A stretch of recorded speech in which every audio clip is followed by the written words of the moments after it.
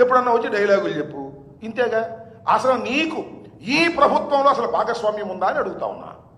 ఉప ముఖ్యమంత్రికి పేరు, హెలికాప్టర్లో సీటు, స్పెషల్ ఫ్లైటు తప్ప అసలు ఉప ముఖ్యమంత్రిగా ఈ పరిపాలనలో నీ భాగస్వామ్యం ఏది అని అడుగుతా ఉన్నా. లేదు, భాగస్వామ్యం అవసరంలా, నాకు ఆఫీస్ కడితే చాలు, క్యాష్ కొడితే చాలు అనే పద్ధతుల్లో వ్యవహరిస్తున్నటువంటి పవన్ కళ్యాణ్ గారు మమ్మల్ని అధికారంలో రానియడంట, ఆపేస్తాడంట, గేటు గారు కాపలా కాస్తాడంట. చంద్రబాబు నాయుడికి గేటు దగ్గర కాపలా హాయ్ ఎవరొద్దన్నారు?